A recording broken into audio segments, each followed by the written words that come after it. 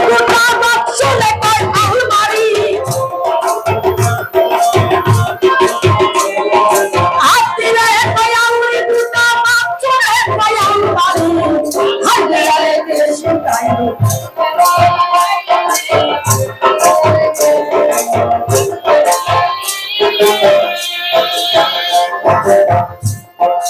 গুরু একটা মরলে পড়ে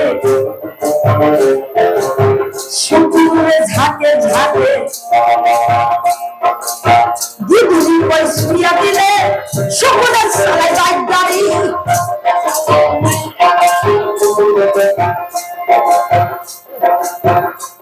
ওরে গুরু একটা মরলে পড়ে আবার শুকুরে ঝাঁকে ঝাঁকে দিদুরি কই শুইয়া দিলে শুকুরের সালাই বাইক গাড়ি আমার জীবনে দেখছিলাম না যে শুকুরে যে বাইক গাড়ি চালাতে পারে এখন দেখি শুকুর তো শুধু বাইক গাড়ি চালায় না শুকুরে কি করে জানেন 16 চাকার যে ট্রাক গাড়ি আছে না ট্রাক গাড়ি চালাতে পারে হ্যাঁ পরে গরু একটা মরলে পরে আবার শুকুরে ঝাঁকে ঝাঁকে দিদুনি কই শুইয়া দিলে শুকুরে সবাই বাইক গাড়ি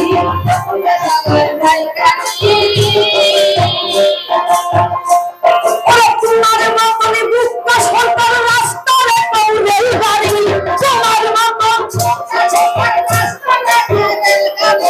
তোমার মতনই বুকটা সরকার রাস্তায় কৌরে গাড়ি হার গিলারে দেশে তাই না বলি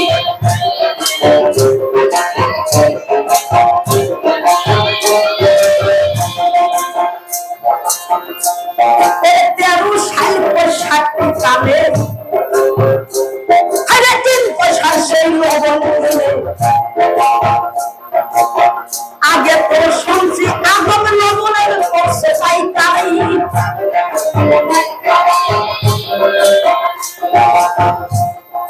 13 সাল পর 60 সালে সিরাজ ভাই 3 পয়সার সেই লবণ কিনে আগে তো শুনছি তুমি লবণের করছো পাইকারি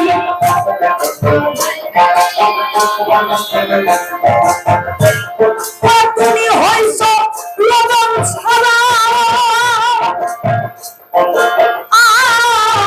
তুমি হইছ লবণ ছাড়া আমার বিধান আছে ভরা তুমি হইছ লবণ ছাড়া আমার বিধান আছে ভরা কোনদিন দেখি নাই তাই আমি আর বুঝে হই খালি আর গেলারে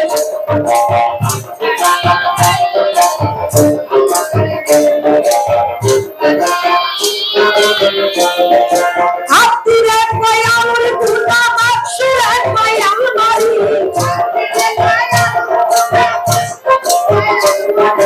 হাতিরে কই আলমারি গোটা বাক্সলে কই আলমারি হালাইলার দেশে গাইলো মাগরি আইরে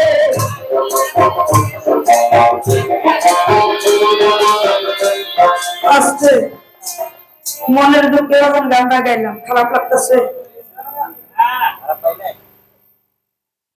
সাপ যেভাবে নড়াচড়া করে সাপের মাথায় করি বসাইলে পরে যে জায়গায় কামড় মারে সেই জায়গা থেকে বিষ তুলে নাকি যত গুণ তত মিঠা কাজে বলবার জন্য চাই আস্তে বাবাজি আপনি সব থেকে আমি শুধু একটা কথা বলতে চাই কারণ পালা গান হয়েছে বাবা শাস্ত্র তো শুধু পালা গান হয় না কিছু আধ্যাত্মিক কিছু বাহ্যিক কিছু বাজিরা কিংবা আজিরা আর কিছু কিছু নলেজ থাকতে হয় শুধু হাদিস কোরআনের বিষয় যে বাবা পালা হয় শুধু তাই নয় কবি গানে তো সহজ নয় বিভিন্ন ধরনের কথা টেনে বলতে হবে আসরের মাঝখানে তাকে তো বলে কবি আমি হয়েছি ঘুরি আপনারা হয়েছেন হারি দর্শকে যেদিকে ঘুরাবে আমি সেই দিকেই ঘুরি কারণ কেননা এইদিকে মিঠা পাবো এই দিকেই ঘুরবো ওই দিকে তিতা পাবো ওই দিকেই আমি চাইবো না সবকিছু আপনাদের দিয়ে কথা। আমার একটি কথা মনে হলো, কি কথা জানেন? উনার মতন একটি কার আদম খালি মুখেই করে দাও, আদম হয়েছে আলুর ব্যাপারে নাকি? আলু যেমন কিনা থুলে পরে বা গুদাম ঘরে রাখলে পরে 50 বস্তা আলু কিনলে পরে সেই জায়গায় বাবা 10 বস্তা পচা বাইরে হয় না? ওইরকম অবস্থা বাবা এই বাহ্যিক জগতে আইসা পড়ছে। আর বেশি দেরি নাই, আসতেছে সুযোগটা, কিছুদিন পরে দেখতে পারবেন। তো কিনার মতন একদিন আদম হাক্কানি একজন পীর আলেম সাজে গিয়েছে ভক্তের বাসায়। ভক্ত বধূকে জিজ্ঞাসা করে, বৌমা আমার আব্বা জান কই গেছে? হ্যাঁ হ্যাঁ আব্বা, আপনি আমাদের বাসায় আসছেন, যদি আপনি বসেন, আপনার আব্বা জান তো দোকানে বেচা কিনির তালে পড়েছে, এখন আসতে পারবে না। ওনার স্বামীকে ফোন দিয়েছে, কে গো আপনি কোথায় আছেন? আমার বাসায় তো আমার হুজুর আব্বা আসলো। ঠিক আছে, আপনি একটি কাজ করেন, পরিবারকে বলেন আপনি একটি কাজ করেন। কি কাজ? যদি আমাদের বাসায় আসছে তাহলে ওনাকে ভালো করে সাধন কাজন করে ওনাকে উজু গোসল করাইয়া ওনাকে বিছানায় বসতে দাও, কিছুক্ষণের মধ্যে আমি আসতেছি। এতে সময় ওনার পীরে ওই বৌমাকে ডাকতেছে, বৌমা সকালবেলা হলো বাসা থেকে বের হয়েছি, আমার তো ক্ষুধা লাগছে, কিছু খাবার এনো। দয়ালের কথা শুনি আমি করে নাই দেরি, চলে গেল অতি তাড়াতাড়ি, গিয়ে রান্নাঘরে গিয়ে কিছু রান্না বান্না করে যখন আনলো ঘরে, এখন সে দেখে দয়াতে পালিয়ে নাই। এখন উপায় কি করে ভাই? পাশের একটি বাড়ি ছিল, তাকে ডেকে ডেকে জিজ্ঞাসা করলো, বড় বুঝি এখানে আমার দয়াল আসছিল, আমার হুজুর আব্বা আসছিল, দেখতে পাচ্ছেন কি? না আমি তো দেখি নাই। আরে কি ছোট নাবস বাচ্চা এসে বলতেছে, চাচি আম্মা কথা বলো না, আমি একটা লোক দেখতে পাচ্ছি। কোথায় গেছে? এইখান থেকে হাঁটতে হাঁটতে একটি বাজারের দিকে রওনা হচ্ছে। এই কথা শোনার পরে ওনার ভক্ত বধূটি আর দেরি করে, ইতিমধ্যেই 10টা বাজে তিনি ঘুরে আসে। আসার পরে বলতেছে, হে আব্বা আপনি কোথায় গিয়েছিলেন? আপনার না ক্ষুধা লাগছে, আপনার জন্য কিছু খাবার আনছি, আপনি খেয়ে নেন। ইতিমধ্যে ওনাকে সেবা দিয়েছে, সেবা ভোগ যখন ওনার কাছে দিয়েছে, এতে শিগগিরে একটি ঘরে বাবা 2টি পালেং থাকে না? ওনার ভক্তটা একটু গরিব ছিল, দরিদ্র ছিল, একটি ঘর ছিল, 2টি পালেং ছিল। একটি পালেঙ্গে ওনার দয়ালকে থাকতে দিচ্ছে, আর একটি পালেং ওরা স্বামী স্ত্রী 2জন মিলে একটি পালেঙ্গে শুয়ে পড়ছে। ইতিমধ্যে খাওয়া খাদ্য শেষ হয়ে গেছে। এই বাস্তব জগতে যেমন দেখেন কারেন্টের যুগ এখন, তাই না? লাইট আছে, ফ্যান আছে, কিন্তু আগেকার যুগে কিন্তু তা ছিল না। আগেকার যুগে কি ছিল? এই ছোট ছোট মোমের বাতি জ্বালায় কিন্তু মাছ আসেরা ভাত খাইতো না। কেরাসিন দিয়া ছোট বোতলের মধ্যে সরটা বানাইয়া সেটার মধ্যে আগুন ধরাই বাবা ভাত খাইতো, রান্না বান্না করতো। আরেকটি জিনিস ছিল, সেটা ল্যাম্প। ল্যাম্প বলতে হয়। এই 3টি জিনিস তারা ব্যবহারে বেশি করতো। তখন স্বামী স্ত্রী 2জনেই, স্বামীটা সারাদিন কষ্ট করে আসছে, এখন রাত্রে ভর হয়েছে, উনি ঘুমাইয়া বসছে। ওনার স্ত্রীটা আবার চতুর ছিল। চতুর কিভাবে আবার? তাহলে চালাক ছিল খুব। এতে শিগগিরই উনি দয়ালকে যে শুইতে দিচ্ছে বিছানার মধ্যে, উনি কি করলেন, আংলার উপরে ওনার পাঞ্জাবি রাখা ছিল, ওই পাঞ্জাবির উপরে দেখে একটা সিগারেটের প্যাকেট দেখা যায় আর একটা মেজবাতি দেখা যায়। ওই যে ভক্ত বন্ধুরা বড় চালাক ছিল না, চতুর ছিল, উনি কি করলো, সেই জায়গা থেকে নিদ্রা থেকে উঠে আর করলো না দেরি, ওই আংলার কাছে আসলে অতি তাড়াতাড়ি আসার পরে কি করলেন, ওই পাঞ্জাবির পকেটে যখন হাত মারলেন, একটা সিগারেটের প্যাকেট বের হলো আর একটা মেজবাতি বের হলো। ওনার দয়াল তো ঘুমে এসে পড়ছে। ইতিমধ্যে ওই 2টা জিনিস সেই জায়গা থেকে আইনায় অন্য জায়গায় লুকিয়ে রাখলো। রাত্রে 12টা বাজে ওনার দয়াল চেতন পাইছে। চেতন পেয়ে বাবা সিগারেটের নেশা যখন লাগে তখন রাত দিন থাকে, তাই কম। হ্যাঁ বাবা, আমি কথাটা শিখনি বলতেছি, আমি প্রকাশে বলতে পারতেছি না। হ্যাঁ সিগারেটের নেশা যখন লাগে তখন কি আর রাত দিন থাকে? পুরো রাত দিন থাকে না। যখন নেশা লাগছে বাবা, উনার পাঞ্জাবির পকেটে হাত দিয়েছে, দেখে যে শূন্য, সে জায়গায় তো সিগারেট নাই, কোনো মেজবাতি নাই। এখন উপায় কি করে? হাই হা, উনি রাগের ছুটে দৌড়াইয়া এক দৌড়াইয়া কলের বাহিরে যা, এক দৌড়ে ঘরে আসে।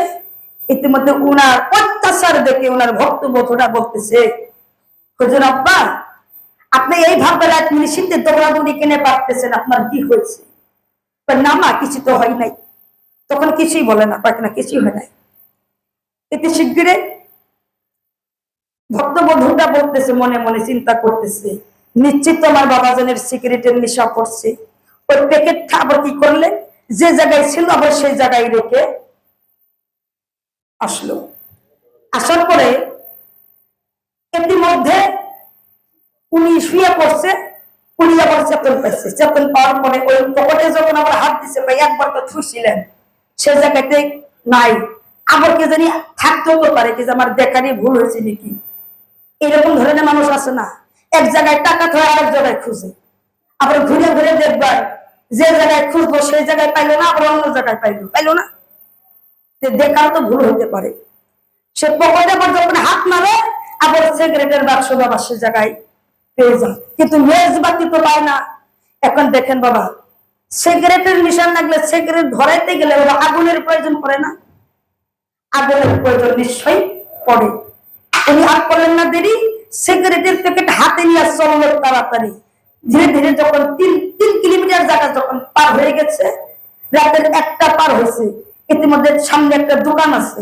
দোকানে গিয়ে বলতেছে, এই দোকানি ভাই, আমি আপনাকে একটি কথা জানি বাড়ে চাবিলে কি, এত রাত্রে তুমি ঘুমাচ্ছো, তার কারণ কি আপনি জানেন না যে আপনার দোকানে রাত্রে কাস্টমার আসবে?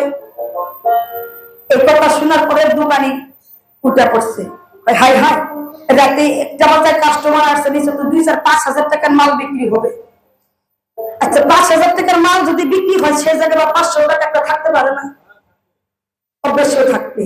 উনি কি করলেন, 500 টাকার লোভে জাগ্রত হয়ে ওনার দোকানের ধাপড় যখন খুশিয়ে দিছে, ইতিমধ্যে বলতেছে, দোকানি ভাই, আপনার কাছে কি মেজবাতি আছে? হ্যাঁ, অবশ্য আছে। কি করবে?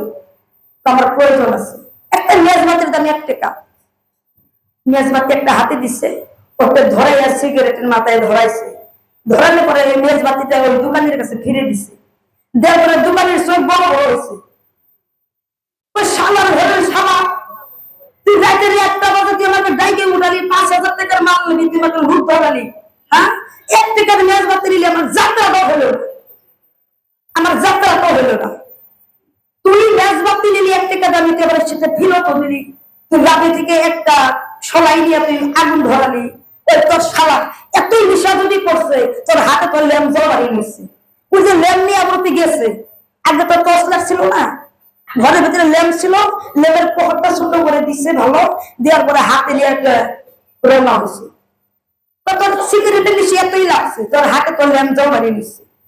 ওই ল্যাম্পটা পয়সা করলে পরেই তো সিগারেটটা ধরা যায়। হ্যাঁ, তবে আমার সিরাজ ভাইয়ের ঘটনা কিন্তু আজকে তাই ঘটছে ভাই। তোমার কাছে ল্যাম্প আছে, ওইখান থেকে সিগারেট ধরলে ধরাতে পারো, আবার সেই জায়গা থেকে ভিন্ন ভাবে তুমি আমার কাছে কেন চলে আসো? তার কারণ কি? হ্যাঁ, আপনি যে প্রশ্ন করছেন, যে প্রশ্নগুলো আমাকে করছেন, আমি কোন প্রশ্নের গুয়া মাত্রা বুঝি নাই। আদম হওয়ার জীবনী বাবা এইরকম প্রশ্ন না, সিরিয়াল আছে।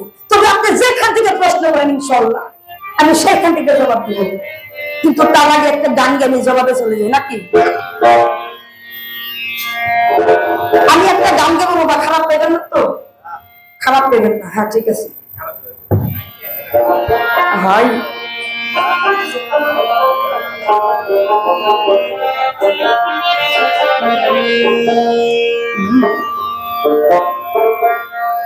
আদমের কপালে মাথে এই হাওয়ার চরণ ধুলি, ওরে আদমের কপালে মাথে এই নারীর কদম ধুলি। ও পুরুষ আর করিস না হাওয়ার সাথে অতি বড় বড় গুলি তুই আর করিস না আমার সাথে, বড় বড় গুলি তুই আর করিস না আমার সাথে, বড় বড় গুলি।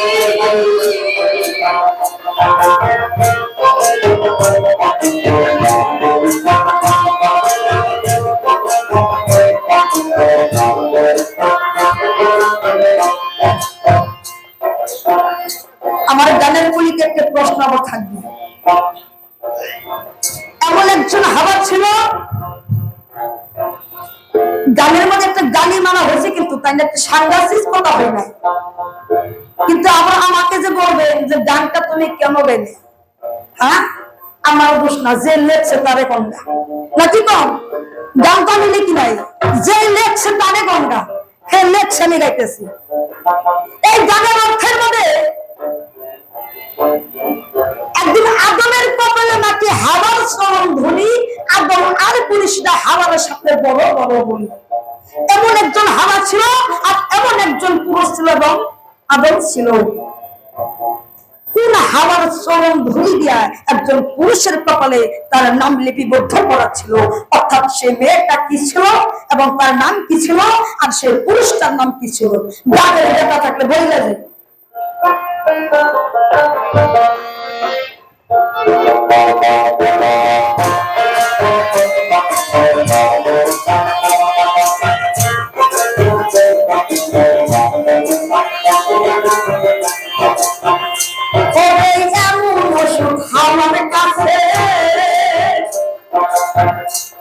আমার প্রেমের ভান্ডে জমাই আছে, তোমার মত কত বলছে ভাইয়া খেলা জানি, ভাইয়া খেলা জানি। ওরে এমন ওষুধ আমার কাছে, আমার প্রেমের ভান্ডে জমাই আছে, তোমার মত কত বলছে ভাইয়া খেলা জানি, ভাইয়া খেলা জানি। ঠেলা যাও ছিলেন না, ঠেলা যাও ছিলেন না, এই যে তিন কোনা ঠেলা যাও, এই যে নদীর মধ্যে যে ঠেলা দেবো মাছ মারে, ওদের নামও ঠেলা, ওদের কামও ঠেলা। আজকে পুরিও দিছে ঠেলা আর আমিও দেবো ঠেলা, কপালে যা আছে আছে তাই না? ওরে এমন ওষুধ আমার কাছে, আমার ছেলের ভান্ডে জমাই আছে,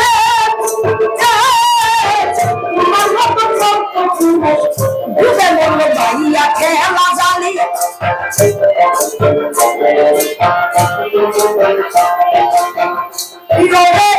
এখনো তোর সময় আছে নারীর চরণ ধরি,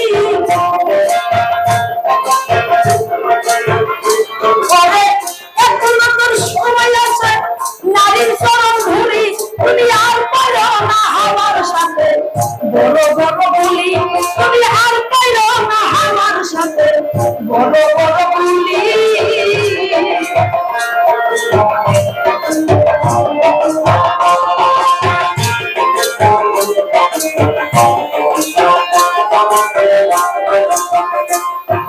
শিকারে শিকার করিয়া কামান বন্দুক সব হারাইয়া, ছেড়ে যাই পালাইয়া শেষ করিয়া গুলি।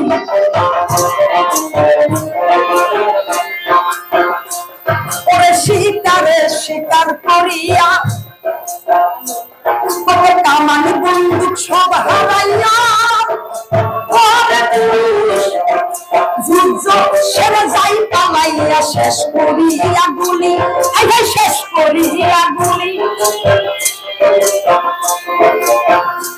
আদম এখনো তোর সময় আছে মায়ের চরণ ধরি,